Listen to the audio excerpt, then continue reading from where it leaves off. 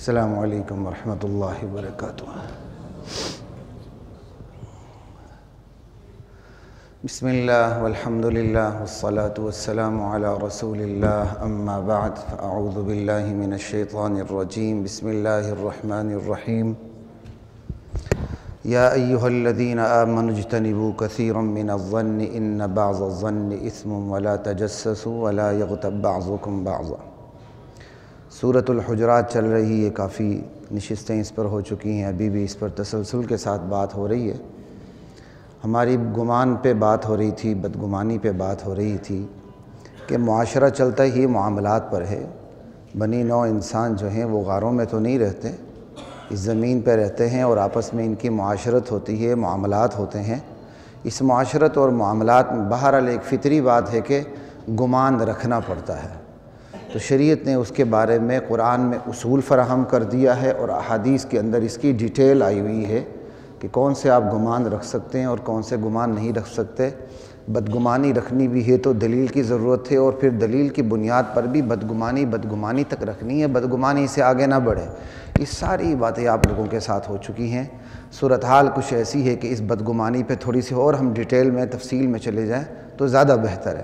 وجہ یہ ہے کہ معاشرہ سارا گمان پر ہی بحث کرتا ہے۔ معاشرے کی فصل و وصل کی بنیاد، معاشرے کی جوڑ توڑ کی بنیاد کس کے اوپر ہے؟ گمان کے اوپر ہے۔ میں آپ کے بارے میں اچھا گمان رکھتا ہوں تو آپ مجھ سے جڑ جاتے ہیں، اور میں آپ کے بارے میں بدگمان ہوتا ہوں تو آپ مجھ سے ٹوٹ جاتے ہیں۔ اور پھر ایمان اور اخوت کا تقاضا بھی ہے کہ میں اور آپ اپنے مسلمان بھائیوں کے بارے میں خوش گمان رہیں جب تک بدگمانی کا قرینہ نہ ملے، دلیل نہ ملے۔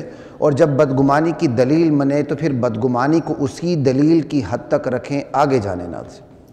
یہ ساری بات ہو چکی ہے، ٹھیک ہے۔ جیسے ایک بندے کو آپ شرابی کو شراب خانے میں ایک بندے کو، شرابی تو خیر نہیں، ایک مسلمان کو شراب خانے میں اسی ہم وقت آمد و رفت دیکھتے ہیں، آپ گمان کی حد تک گمان رکھ سکتے ہیں کہ یہ شرابی ہوگا، شراب پیتا ہوگا۔ لیکن یہ چونکہ آپ نے دیکھا نہیں ہے اور آپ کے پاس دلیل بھی نہیں ہے، آمد و رفت آپ نے دیکھی ہے، تو پھر یہ بات اس سے آگے ٹریول نہ کریں، ٹھیک ہے جی۔ لیکن ایک بندے کو آپ صرف ایک ہی مرتبہ شراب خانے کے سامنے سے گزرتے دیکھتے ہیں، مولوی صاحب کو سینما ہاؤس کے سامنے سے گزرتے دیکھ لیا، اور ایک دفعہ شراب خانے سے آتے جاتے اس کو دیکھ لیا، بس اس پر فتویٰ لگا دیا اور ایک سٹوری میڈیا کے لیے تیار ہو گئی۔ یہ جائز نہیں ہے، اس کی اجازت سرے سے ہے ہی نہیں ہے، ٹھیک ہے۔ اور پھر ایک شخص کو آپ خود شراب پیتے دیکھ لیتے ہیں تو یہ تو گمان سے بھی بات آگے بڑھ گئی، آپ کو یقین ہو گیا، لیکن پھر اس کا حکم کیا ہے؟ لیکن ایک شخص کو آپ شراب پلاتے دیکھتے ہیں، ایک بچے کو آپ شراب پیتے دیکھتے ہیں، پھر ایک نابالغ کو آپ شراب پیتے دیکھتے ہیں، دونوں میں فرق ہے۔ پھر آپ شراب پلاتے دیکھتے ہیں، کیا اس کو بھی ہم مٹی پاؤ پالیسی رکھیں گے؟ نہیں۔ جب بیماری متعدی ہوتی ہے تو پھر شریعت کے احکام بدل جاتے ہیں، ٹھیک ہے۔ اس پہ کافی بات ہو چکی، ابھی کافی باتیں رہتی ہیں جو آگے ولا یغتب بعضکم بعضا، ایک دوسرے کی غیبت نہیں کرنی، اس پہ بھی آئے گی۔ ہمارا معاشرہ مصیبت غیبت کو بھی نہیں سمجھتا، اس میں بھی بڑی مسکنسیپشنز ہیں۔ اگر ایک چیز معاشرے کو توڑ رہی ہے، معاشرے کو نقصان دے رہی، کسی فرد کی، کسی طبقے کی، کسی افراد کے ایک مجموعے کی، کہتے نہیں اس پر بھی بات نہ کرے، کیوں جی آپ نے تو بے پردگی کی ہے، یعنی اتنا بھی نہیں سمجھتے۔ ہماری شریعت کے بارے میں ہمارا علم اتنا ادھورا ہے نا، الامان والحفیظ، اور کچھ پھر بالکل دوسری انتہا پہ چلے جاتے ہیں۔ ایک بندے کو گناہ کرتے دیکھ لیا، وہ دین کے خلاف یا وطن کے خلاف یا ریاست کے خلاف ایسی کارروائیوں میں ملوث ہے، آپ کہتے ہیں سانو کی، کوئی ہمارا کام تھوڑی سانو کی۔ بھئی شریعت آپ کو سانو کی کہنے کی پھر اجازت نہیں دیتی، شریعت کے احکام ہے کہ ایک بندے کو آپ دیکھتے ہیں کہ اس کا جو گناہ ہے اس کی ذات تک محدود نہیں ہے، معاشرے کو لپیٹ میں لے رہا ہے، امن کے حوالے سے، کردار کے حوالے سے، اخلاق کے حوالے سے، حیا کے حوالے سے، یعنی اس میں اتنا وسیع میدان ہے کہ اس پر اگر میں ایک سال بھی بات کروں تو ختم ہونے والی باتیں نہیں ہیں۔ اور تشنگی اس لیے محسوس ہوتی ہے کہ معاشرہ دو انتہاؤں پر ہے، ایک کسی کی ذاتی بات کو بھی برداشت نہیں کرتا، اس کا جھنڈا لگا دیتا، اور ایک ذاتی بات ہوتی نہیں، معاشرے کو وہ تلپٹ کر رہا ہوتا ہے، کہتا سانوں کی۔ یہ عجیب بات ہے بھائی، نہیں بھائی ایسی باتیں نہیں چلتی ہیں۔ کم سے کم آپ علماء کے پاس اپنا اٹھنا بیٹھنا رکھیں گے، صحبت رکھیں گے تو کچھ پتہ چلے گا۔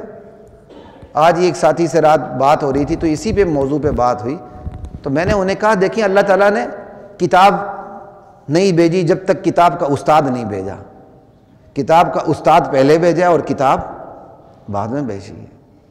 اس کا مطلب آپ کتاب کو بغیر استاد کے بغیر سیکھ نہیں سکتے۔ ہاں کتاب اللہ ایسی کہ اس میں کفر و اسلام کی بنیادیں واضح ہیں جو اللہ کے نبی سکھا کے جا چکے ہیں، اس دنیا سے تشریف لے جا چکے ہیں، لیکن کتاب اللہ کی تفصیلات میں جائیں گے تو وہ تو آپ پھر علماء کے بغیر نہیں سمجھ سکتے۔ یہ تو نہیں کہ ہر بندہ یوٹیوبر کتاب کو ہاتھ میں لے لے اور کاپی پیسٹ کر لے اور ایک نئی تفسیر سامنے لے آئے۔ کتاب سے پہلے استاد اترا ہے۔ پھر یہ بھی نہیں ہوا کہ وہ صحابی جو زندگی میں ایک آدھ مرتبہ حضور سے ملے ہیں وہ اور وہ صحابی جو ہم وقت نبی کی محفل میں رہے دونوں برابر ہو جائیں، یہ بھی نہیں ہوا۔ ہم نشینی کے اثرات ہیں، استاد کی صحبت کے اثرات ہیں۔ آج تو دنیا روبوٹک ٹیچر پہ اتر آئی ہے نا، ہم اس کے مخالف نہیں ہیں، کریں۔ اب تو روبوٹک ٹیچر پہ بچے عاشق بھی ہو رہے ہیں۔ امریکہ میں ایک بچہ باقاعدہ بیچارہ، اس کی لاش جو ہے آپ نے پڑھا ہوگا، اس کی لاش کہاں ملی؟ واش روم میں ملی۔ وہ بیچارہ اپنی روبوٹک ٹیچر پہ عاشق ہو گیا تھا۔ اور یہ میرے لیے حیران کن نہیں ہے، اس لیے نہیں کہ میں عاشق ہو گیا ہوں، اس لیے میں یہ بتا رہا ہوں کہ میری نظر سے کوئی جھوٹا ڈرامہ بھی گزرتا ہے یا جھوٹی کہانی بھی ہمارے سامنے سے گزرتی ہے۔ مجھے خود اپنے بچپن کا پتہ کہ جھوٹا ڈرامہ جس سارا جھوٹی کہانی پہ ڈراماٹائز ہوا ہوتا ہے یا سچی کہانی کے اندر تبدیلی کر کے ایک ڈرامہ بنایا ہوتا ہے، ٹھیک ہے، بندہ اس کو دیکھ کے رو پڑتا ہے، حالانکہ آپ کو پتہ کہ یہ جھوٹ ہے، سارے کردار جھوٹ ہیں، لیکن ان کرداروں سے آپ کو نفرت بھی ہو جاتی ہے اور محبت بھی۔ یہ کیا ہے؟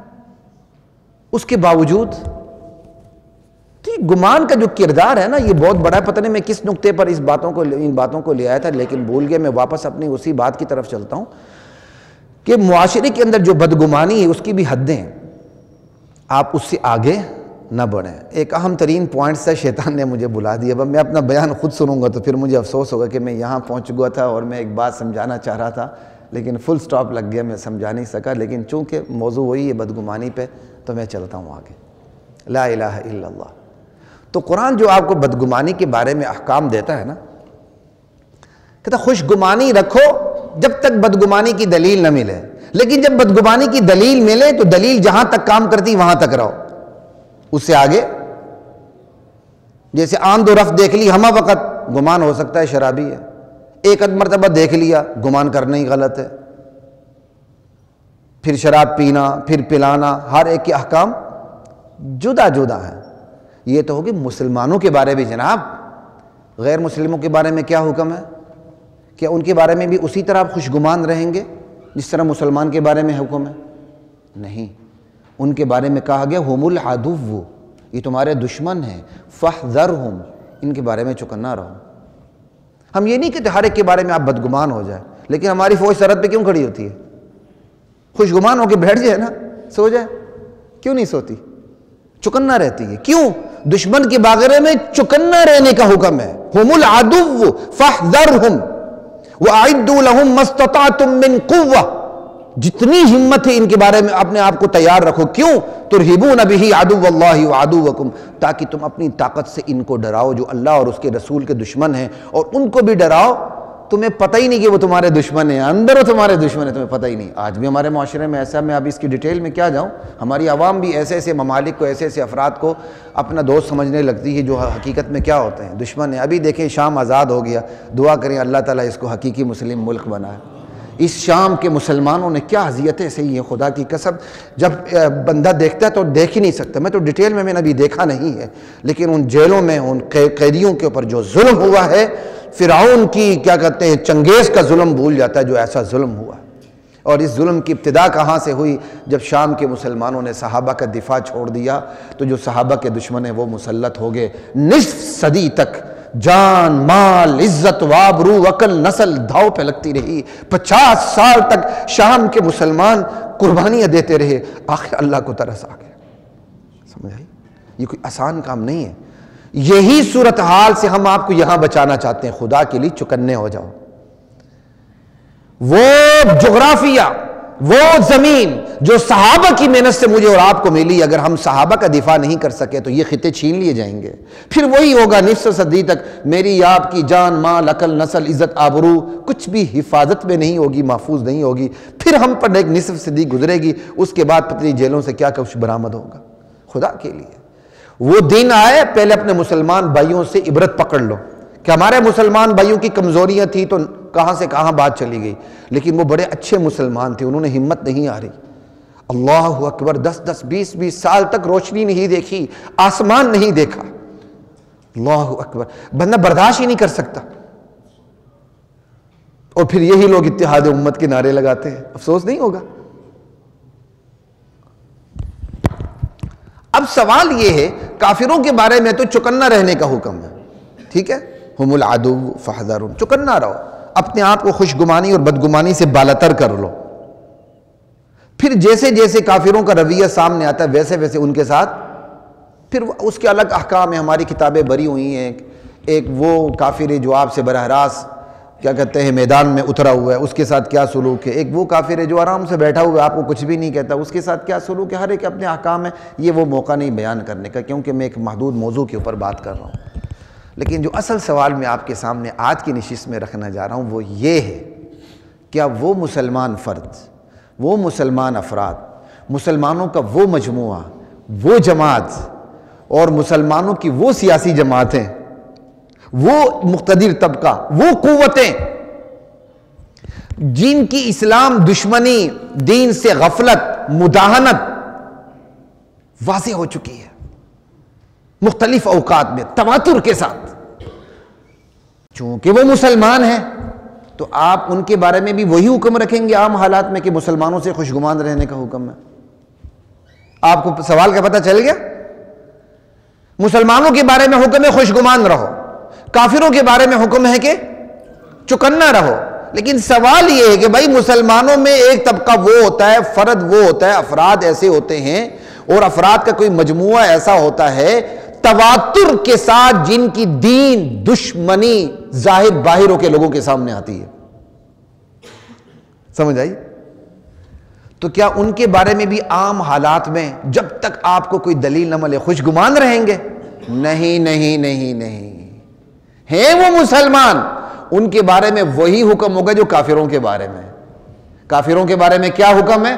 چکنا رہو،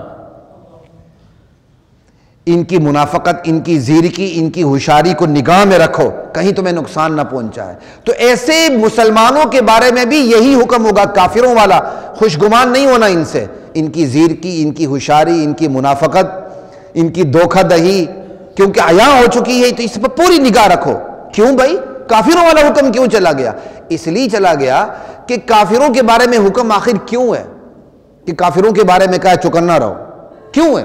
اس لیے کہ وہ دین دشمن ہے، دین پر ان کا ایمان نہیں، دین سے غافل ہیں، دین کا عطا پتہ نہیں، وہ ہمارے دین والے ہے ہی نہیں ہیں، اس لیے ان کے بارے میں یہ حکم ہے. تو جو اپنے ہو کر ان کے اندر یہی چیزیں پائی جائے تو علت ایک ہونے کی وجہ سے حکم بھی وہی ہو جائے گا کہ مسلمان ہوتے ہوئے ان کے بارے میں اعتبار نہیں ہوگا، ان کے بارے میں چکنا رہا جائے گا.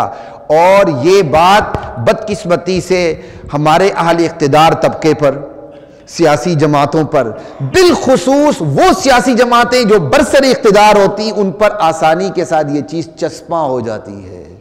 اور بدقسمتی سے یہ بات ان علماء پر بھی چسپاں ہو جاتی ہے جو ہر وقت اقتدار کی تھالی کو چاٹتے رہتے ہیں، یہ ان پر بھی چسپاں ہوتی ہے.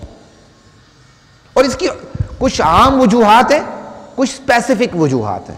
ایک کامن وجوہات ہیں، وہ ذرا میں آپ کو بتا دیتا ہوں کہ بھائی وہ سیاسی جماعتیں، خصوصاً برسر اقتدار سیاسی جماعتیں، خصوصاً ہمارے اس جغرافی کو سامنے رکھتے ہوئے، تو کیوں ہم ان کے بارے میں خوشگمان نہیں ہو سکتے؟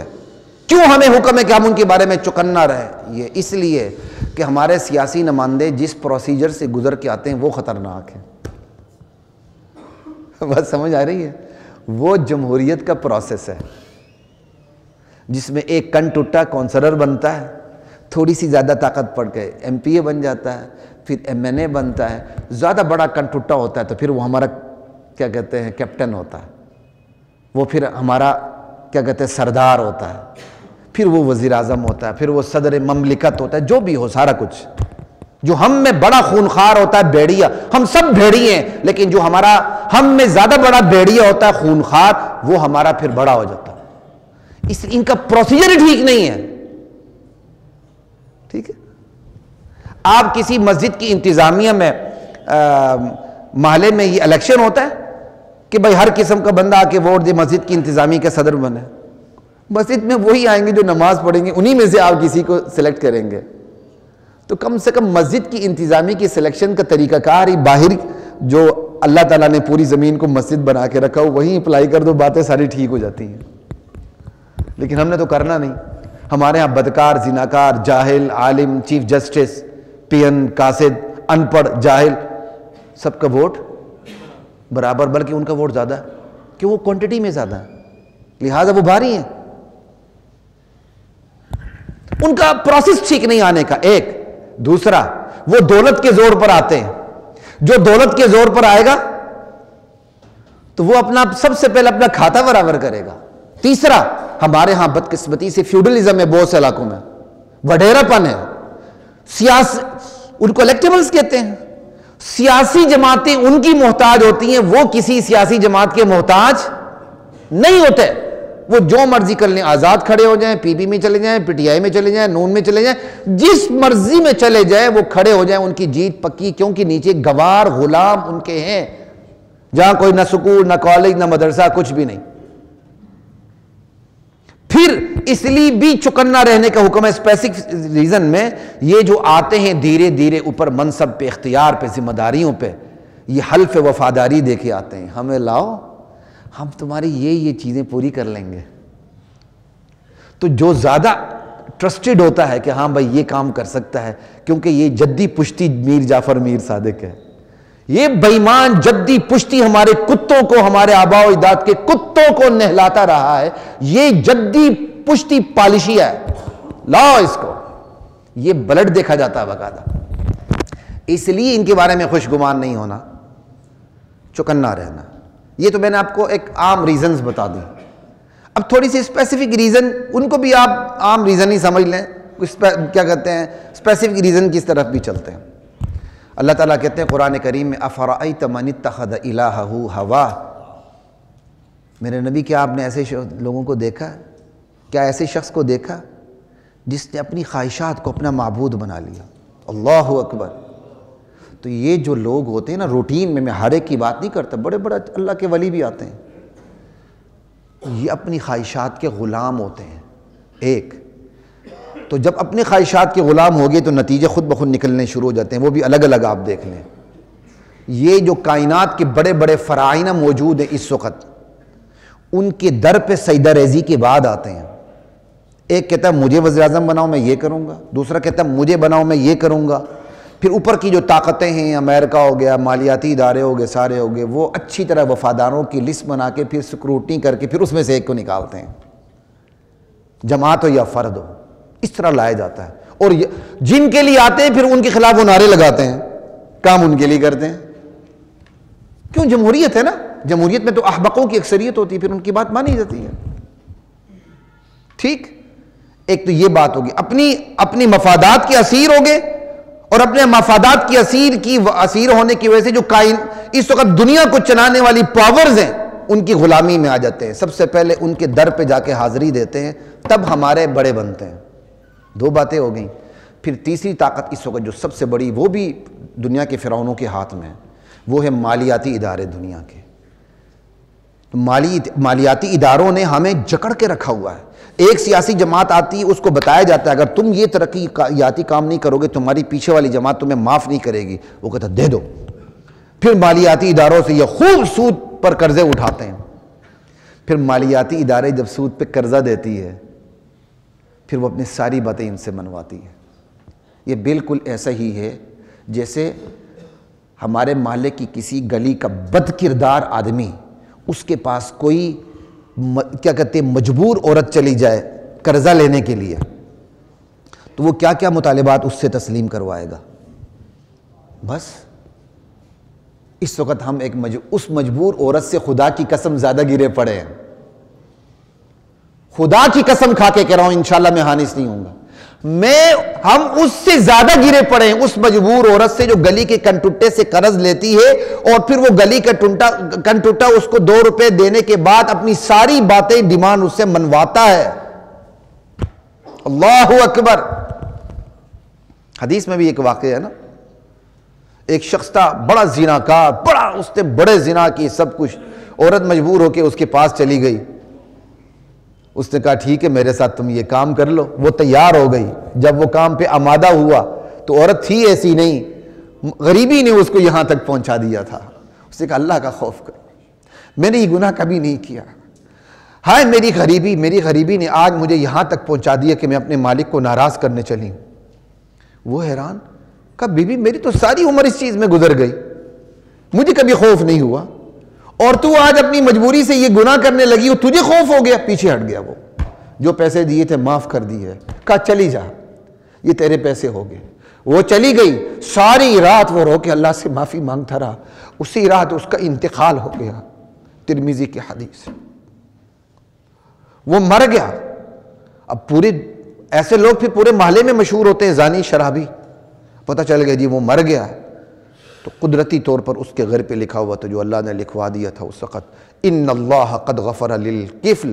لوگوں یاد رکھو اللہ نے کفل کو معاف کر دیا. تو خیر ویسے حدیث آ گئی تو میں نے آپ کو سنا لی. بات یہ حضرات محترم, ہماری حالت اس مجبور عورت سے جو بدکردار بھی ہوتی ہے یا بدکرداری پہ آمادہ ہو جاتی, اس سے زیادہ گری پڑی ہماری ریاست کی ہے. تو اس لیے مالیاتی ادارے تمام مطالبات ڈیمانڈ منواتے ہیں, اور اس میں 2 بڑی چیزیں خلاصے کے طور پر, خلاف اسلام قانون سازی, اور دوسری بات جو اسلام کے علم بردار ہیں ان کو دبانا, ان کو دباؤ میں رکھنا, ان کو نیچے سے نیچے لے جانا, جس میں سر فہرست آپ کی مساجد, آپ کے مدارس ہیں. آج تقریباً ہر محکمے کے اندر خواتین کی تعداد بڑھتی جا رہی ملازمت میں. یہ کیا ہے؟ یہ باہر لایا جا رہا ہے, اور اس کو 50-55% تک لایا جائے گا کیونکہ آبادی ان کی زیادہ ہے. اور یہ دنیا IMF سمیت دنیا کے تمام مالیاتی اداروں کی ڈیمانڈ ہے, یہ کریں, اور یہ کیا جا رہا ہے ویمن امپاورمنٹ کے نام سے, عورت کو خود مختاری دینے کے نام سے یہ سارے کام ہو رہے ہیں. وہ قرضہ بھی دیتے ہیں, سود بھی لیتے ہیں, مرضی سے پیسہ بھی خرچ کرواتے ہیں, اور ہمارے اخلاق کا جنازہ بھی نکالتے ہیں. یہ ٹرانسجنڈر ایکٹ پارلیمنٹ سے مفت میں پاس ہوا تھا, یہ دنیا کے مالیاتی اداروں نے کروایا تھا.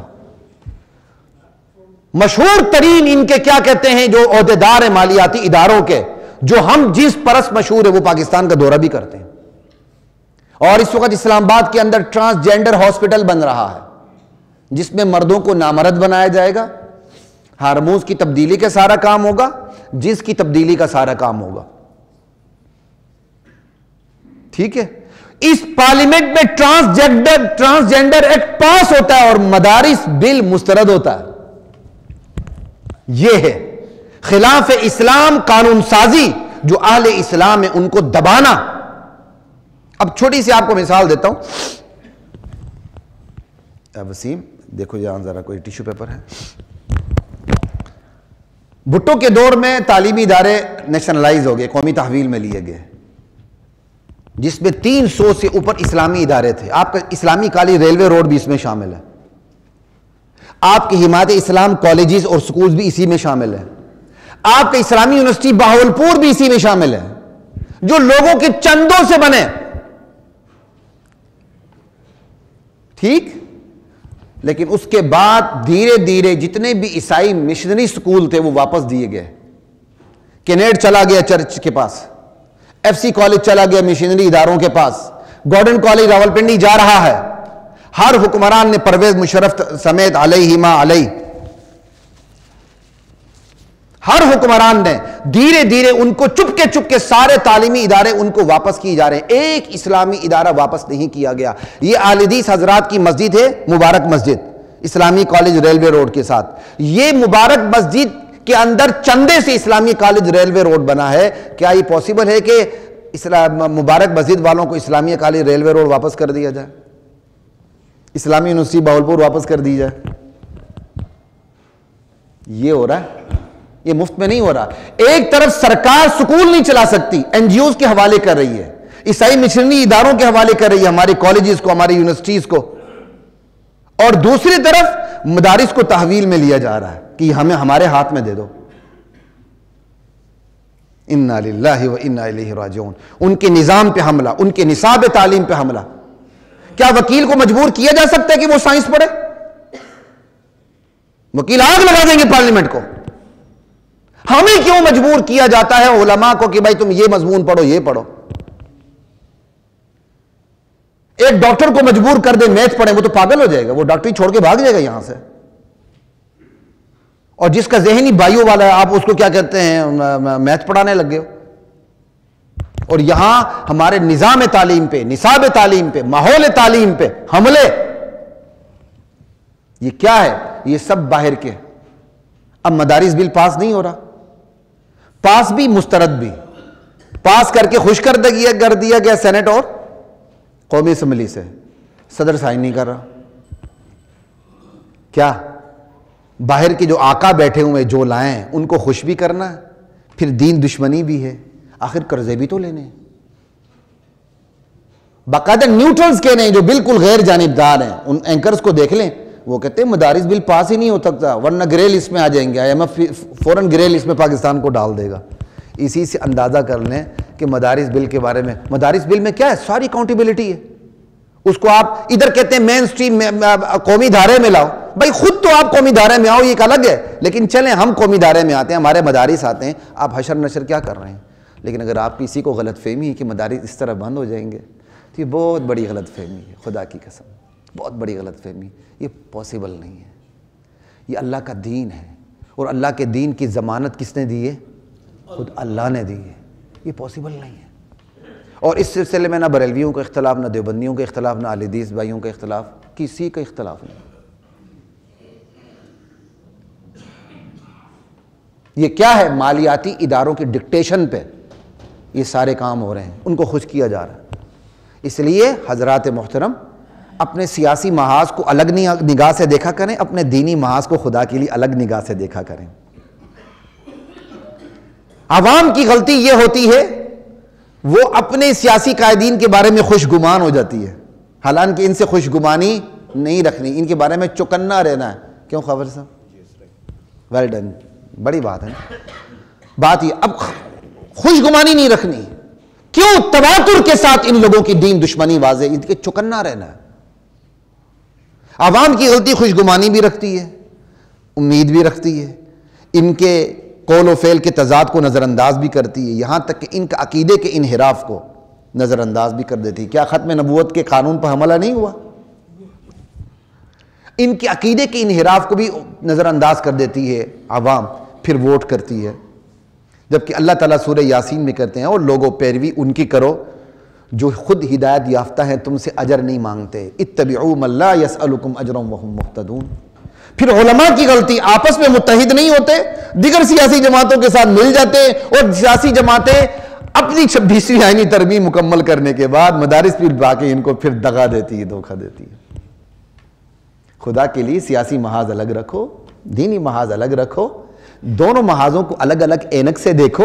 اور ایک بات یاد رکھو, دینی محاذ والے یاد رکھیں, دینی محاذ کی جنگ ان کو اکیلے لڑنی پڑے گی, سیاسی محاذ والے آپ کا ساتھ نہیں دیں گے. جہاں سیاسی محاذ کی بات آئے, چاہے وہ توحید ہو, صحابہ ہو, ختم نبوت ہو, یہ تمام سیاسی محاذ والے آپ کے کام نہیں آئیں گے, بلکہ یہ امریکہ کو صفائی دیتے پھریں گے. ہاں ہم آسیہ کو بھیج رہے ہیں, ہاں ہم یہ کر رہے ہیں, ہاں ہم یہ کر رہے ہیں. آپ دیکھیں بلا امتیاز تمام سیاسی جماعتوں کے قائدین کے بیانات کو آپ دیکھ لیں. اس لیے سیاسی محاذ سے یہ امید لگانا کہ یہ دینی محاذ پہ کھڑے ہو جائیں گے, خدا کی قسم یہ سب سے بڑی حماقت ہے. سیاسی محاذ کو الگ رکھ کے سوچا کریں, اور یہ سمجھیں صرف غیرت مند مسلمان دینی محاذ پر دین کا دفاع کرے گا اکیلے. اور اگلی بات ایک اور یاد رکھیں, دینی محاذ کے لیے سیاسی محاذ کی قربانی دی جا سکتی ہے اور دینی چاہیے, لیکن سیاسی محاذ کے لیے دینی محاذ کو قربان, اگر اس کی آپ نے کوئی قدر و قیمت پوچھنی ہے تو انڈیا کے مسلمانوں سے پوچھ لو, آپ کو پتہ چل جائے گا کہ دینی محاذ کی قدر و قیمت کیا ہے۔ بابری مسجد گئی، پھر دھیرے دھیرے دیگر مساجد شروع ہو چکی ہیں۔ دینی محاذ کی یہ قدر و قیمت ہے کہ اگر آپ اس پہ ڈھیلے پڑ گئے آپ کا ایمان بھی چلا جاتا ہے، کچھ بھی نہیں بچتا۔ اور یہ سیاسی محاذ والے جو خوش ہو رہے ہیں وقتی اقتدار میں، یہ بھی ذرا اپنے کان کھول کے ہماری بات نہیں قرآن کی بات سن لیں۔ اللہ کہتے ہیں وَنُرِيدُ أَن نَّمُنَّ عَلَى الَّذِينَ اسْتُضْعِفُوا فِي الْأَرْضِ۔ جب بنی اسرائیلیوں پر فرعون کا اقتدار اور اس کا جبر طول پکڑ گیا، اللہ کہتے ہیں ہم نے پھر ارادہ کر لیا کہ جو زمین میں کمزور اور ذلیل سمجھے جاتے ہیں اب ہم ان پر احسان کریں۔ پھر موسیٰ علیہ السلام کی قیادت پیدا ہوئی اور پھر اس کی پرورش بھی وائٹ ہاؤس میں ہوئی، ٹھیک ہے۔ فرعون کے وائٹ ہاؤس میں فرعون کو گرانے والے کی پرورش ہوئی، یہ ہوتی خدا کی قدرت۔ اللہ کہتے ہیں جو کمزور سمجھے جاتے تھے اب ہم نے ارادہ کر لیا ان کو اوپر لے آئیں۔ اور پھر اوپر کیسے وقت میں حَتَّى إِذَا فَرِحُوا بِمَا أُوتُوا، یہ قوموں کے تذکرے ہیں قرآن کریم کے اندر۔ قوموں پر عذاب کیسے ہوتا ہے؟ جب وہ اپنی نعمتوں میں بدمست ہوتی ہیں اوپر سے خدا کا عذاب آ جاتا ہے، ان کو دبوچ لیتا ہے، ان کے وہم و گمان میں نہیں ہوتا کہ ہم پکڑے جا سکتے ہیں اس ٹائم میں۔ اس لیے سیاسی محاذ والے جو وقتی اقتدار میں آ کے مزے لوٹتے ہیں اور بدمست اور خرمست ہو جاتے ہیں، یہ نہ بولیں کہ ایک دن ان کی اقتدار ٹوٹے گا اور ایسا بھی ہو سکتا ہے کہ اسٹیٹ پاور کے اوپر چھا جائے۔ یہ بات یاد رکھیں، جب اصلاح دھیرے طریقے سے نہیں ہوتا نا تو پھر ایک دن عوام اٹھ جاتی ہے، پھر اسٹیٹ پاور کے اوپر چھا جاتی ہے۔ یہ خدائی قانون ہے۔ یہ میں سمندر کو کوزے میں بند کر کے آپ کے ساتھ باتیں کر رہا ہوں، اپنی تعریف نہیں کر رہا، صرف آپ کو چکنا کرنے کے لیے باتیں کر رہا ہوں۔ اور وہ دینی محاذ والے یاد رکھے جو اقتدار کی دستک پہ سجدہ ریز ہوتے ہیں، جن میں پیر، مولوی، مشائخ، بڑے بڑے جبے تھے، قبے تھے، دبے والے، وہ یاد رکھے کہ وہ ان کے بارے میں زیادہ خوش گمان ہو جاتے ہیں، اقتدار کے بارے میں نہیں۔ جی ہمارے مسلمان اقتدار والے ہیں تو کبھی انہوں نے کوئی ایسا کیا ہے بتاؤ، کبھی ایسا کیا ہے بتاؤ، تو کوئی بات نہیں ہے۔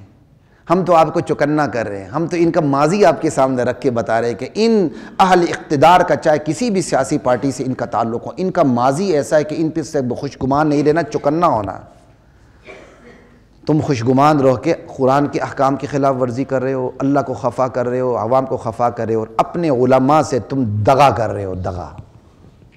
یہ ساری باتیں حضرات محترم، آج کچھ تھوڑا سا میں بھی لیٹ ہوا، کافی لیٹ ہوا، انشاءاللہ اعلان اس لیے کر رہا ہوں کہ آئندہ لیٹ نہیں ہوں گا تھوڑا سا، لیکن بیان بھی پھر کافی شافی وافی الحمدللہ کافی ہو چکا ہے، ٹھیک ہے جی۔ بدگمانی کے اوپر بات ہوئی، یہ بھی تو تجسس پہ ہم نے بات نہیں کی، ابھی اور بھی جانا ہے بدگمانی پہ، کوئی اور بات بھی انشاءاللہ ذہن میں اللہ تعالیٰ نے ڈال دی، مجھے الہام کر دیا اور کچھ میں محنت کی تو اس پر بارے میں بھی باتیں ہوں گی۔ السلام علیکم ورحمۃ اللہ وبرکاتہ۔